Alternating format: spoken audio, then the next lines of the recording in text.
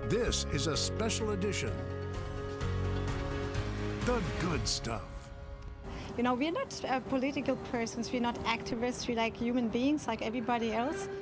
Their cross-country road trip makes a stop in Portland, hoping their love story promotes the Black Lives Matter movement. Hey everyone, I'm Brittany Falkers and welcome to The Good Stuff. What started with a wedding, months later has a couple spreading a message about change and inclusion. Tim Gordon has our story. A lot of plain white minivans come through Portland, but this one is different. At Yellowstone Park and then up to Helena. On tour, sharing love. It began out of a spontaneous thing that happened at the end of May. This is where my mom and dad, they were at the intersection. When Laura Sanders and Samuel McConnon ended up in their wedding clothes at a Black Lives Matter demonstration. And we accidentally drove into the protests and he said, "Babe, you want to change the world?" I said, "Yeah." They shared the love there in Los Angeles, and now with son Luca helping document the trip, they're sharing it everywhere. It wasn't planned or anything, and it kind of changed our life because now we get to be on the road, and we're currently on the Road of Love tour, and Portland, Vancouver is one of our stops. And I think, how many cities did we hit up so far? 25 cities in 3 weeks and around 5,950 miles. That's a lot of miles, and they are meeting black leaders at stops along the way. So my name is Bryson Enge. I run People of Culture. It's a local brand here. Today, this young entrepreneur talked about his city, where he sees something special in the art. This is literally what Portland's about, is expressing yourself and allowing others to express in that same space. And as they see all along the way, America has its troubles, but also lots of good humanity. Hoping you will share that message. Start in your family, start in your community, say that we're all the same. No matter what color we are, there are good people and bad people everywhere. No violence, please, and use your words, you have a voice. It's spreading positivity to the people, and I think it's important to spread that, to spread the love, and I think love conquers all. Like I said, it penetrates through walls. And that's a pretty powerful force. That's what I call a honeymoon on a mission. It's pretty crazy, right? Laura has been sharing some photos of their journey on Instagram, and it really is such a great story. You can check them out on her page, Laura Juliet Sanders. Well, young artists inspired by social issues can get new financial help. Today, Jordan Schnitzer announced the Black Lives Matter Artist Grant Program. It's a partnership with his art programs at PSU, the U of O, and Washington State. Each museum will award $2,500 to 20 artists. All of us are indebted. The schools will have a panel of judges, and artists can submit their work in the next 60 days. I'm sure we'll fund other symposiums and ways to show the work and community dialogue as these artists tell us how they dealt with the anguish of the George Floyd killing and the racism that they see. Schnitzer hopes to one day have an exhibition of students' work. Art can really be a motivation for change, so I can't wait to see that. Well, a piano with the words Black Love on it made some beautiful music in Pioneer Square today. John Goodwin explains it's one of 10 decorated instruments that you'll see around town. For a musician, or any artist really, it's just wrong when you can't share your work with the world. I have to say, after 6 months of being at home and playing for myself, this feels amazing. So. When it comes to musical talent, most of us might be a square peg forced into a round hole. But local pro Asher Falero fits the mold. It's a connectedness that is really easy and deep, and I can have fun with it, or I can be really serious about it. He's traveled with many well-known bands and started several of his own over his 25 years in music. Today, the venue is a little different, but welcome. I'm fantastic right now. Today we are here celebrating the kickoff of Piano Push Play in the way that we can in the time of COVID, which means one piano, one player, and one circle. Megan McGeorge is the founder of Piano Push Play. You might say they rescue the old instruments, then put them on the street for anyone to play. At the end of the summer, they're donated to keep the music going. For a lot of musicians and a lot of pianists, it's hard to have an outlet these days. And I just said, that is amazing. I really want to be a part of that. And just ever since then, I've come back and shown my support. It's really one of my favorite projects. There are 10 pianos scattered around Portland. A map on their website will tell you where they are, each one decorated by local artists. In Pioneer Courthouse Square this morning was the Black Love, decorated by Donovan Edwards. It's a community-making machine, this instrument. That's what I like to say. Oh my gosh, I knew immediately when I heard him playing. I was like, well, this seems like worth sitting down for. New this summer are passports. In each bench, there's a unique stamp to mark your visit to each piano across the city. Megan's thing with the Piano Push Play project in particular is really strong and really supported here in Portland. So you see a lot of them, a lot more than you see in other places. It's more than music. It's a message, one that Asher is proud to get behind. There's a lot of layers to it, and as a straight white guy, my voice isn't necessarily the most important one to be heard, but at the same time, it's important to say it, that Black Lives Matter. If the topics of today seem like putting a square peg in a round hole, sometimes just putting a circle on the square is a small key to connection. Hope is the message.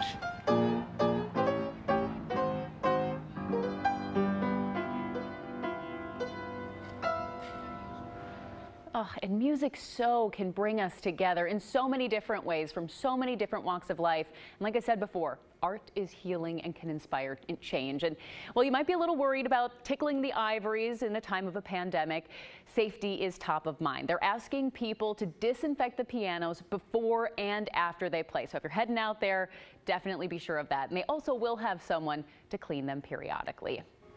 Well, hey, there's more good stuff ahead. A Vancouver woman turns 106 years old, and she isn't slowing down anytime soon. She's always walked a lot. She's always gardened. She's always just been active. She is so deserving of a big celebration. We're going to take you to her birthday party with family, social distance style. Welcome back, everyone. Well, a Vancouver woman is celebrating a good life. She turns 106 today. Devin Haskins takes us to her socially distant birthday party. Happy birthday to you. Wednesday morning outside her Vancouver care community, her grandson and his wife came to celebrate. Birthday, dear Grandma. They were separated by a glass door, and family from afar helped share the day on FaceTime. Yay! Marillion Allen was born August 5th, 1914. Let that sink in for a minute. That's 8 days after the start of World War I, and she was only 4 years old when the Spanish flu pandemic hit. As a child, she was actually very sick from that. So there's a lot of stories about the local town doctor who was sent over their house to take care of her and treat her, because she was pretty, I'm not sure if it was deathly ill, but very ill. She met her husband before World War II and worked in a factory during the war. They were married 43 years. She loves knitting, gardening, and baking. Did your mom teach you how to cook on the farm? You have to. Always food. I mean, she cooked everything from scratch. I remember there was always good food when you went to Grandma's house. Age has never slowed her down. She holds dual citizenship, becoming an Irish citizen just 2 years ago. She picked up watercolor painting in her mid-90s. It's her secret to a long life. Her activity level has always been a big key in that. As a kid, she was on a farm. She worked on a farm. She's always walked a lot. She's always gardened. She's always just been active. Reaching any age over 100 is a cause for celebration. At 106, it's unfortunate the pandemic is keeping her family on the outside. It would be better if we could take her out to eat and, get her outside to walk around and have a bigger group to enjoy some cake with. Age runs strong in Marillion's family. Her younger sister Pauline, not too far behind. She'll celebrate her 100th in just a few days. But today, it's all about Marillion and how she got here. You don't get to be 106 without being tough. Tough, active, just a wonderful woman. I really love when she was talking about learning how to cook on the farm, and she said, you have to. She's just a great lady, and we want to wish her the happiest of birthdays, and her younger sister, who's not too far behind her. And with that celebration in mind, today on Facebook, I asked you to share your August birthday shout-outs. We got to spread some love for those August babies, right? Well, Stephanie Mills has 2 August babies. She says Gabby turns 18 and Ashley will be 26. Not so much babies anymore. Well, Brandy Melissa Bates says her husband Matthew turns 47 tomorrow. Happy birthday, Matthew. And KGW reporter Devin Haskins, who you just heard from there, his daughter Lexi is going to be 12 next week. Happy birthday, sweetheart. And I have to give a birthday shout out to my bestie, Lauren. I love her so much. We've been best friends since 7th grade. She streams the show sometimes. She has been one of the rocks of my life. I'm a little bit of a weirdo, and she's always let me be that way. I don't know who I would be today without her. I love you so much. Happy birthday, Lauren. You can text your photos, and we're going to share them all throughout the show. The number right there, 503-226-5088. Well, hey, a long-running camp is helping kids have fun and stay busy this summer. Volunteers with Camp Rosenbaum distributed 1,000 backpacks to local kids all around the Portland area. The backpacks are filled with journals, sports equipment, and science experiments. This is part of the camp's new project called Operation Lemonade. The camp normally hosts kids from all over Oregon and Washington and connects them to police officers. Well, that didn't happen this year because of the pandemic. So they came up with Operation Lemonade as a fun alternative. So awesome to see how creative people are getting to still do these wonderful things. Well, a lot of restaurants on the Oregon coast are only doing takeout right now. So some owners have added special perks to draw the customers. We've got the delicious details coming up after this.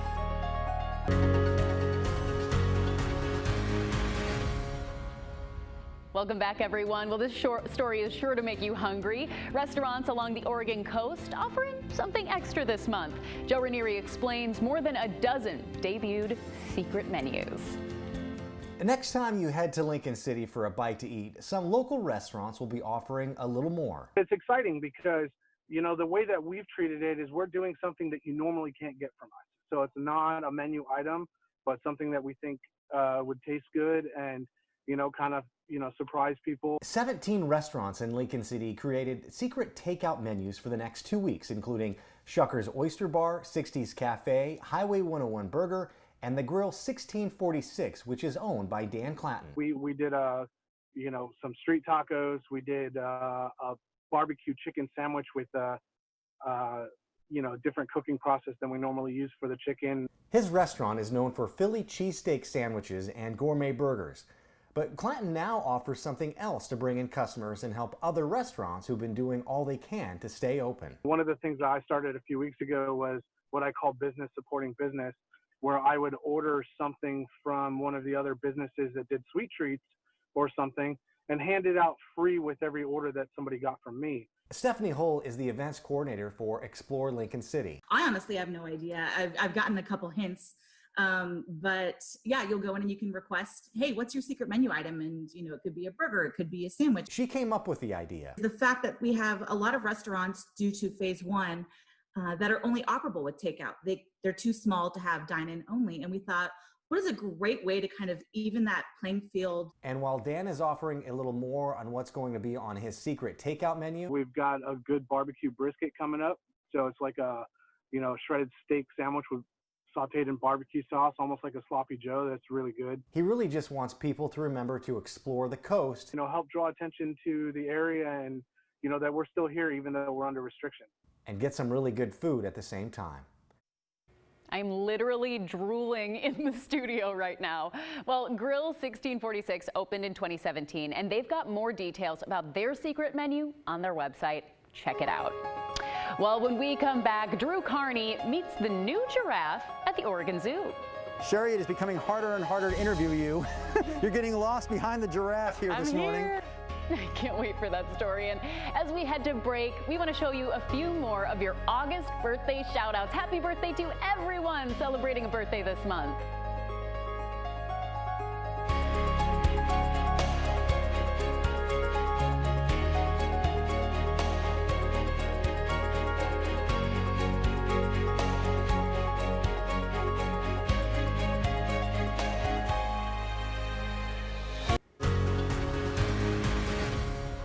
Welcome back to The Good Stuff. We're going to close out the show with some good times at the Oregon Zoo.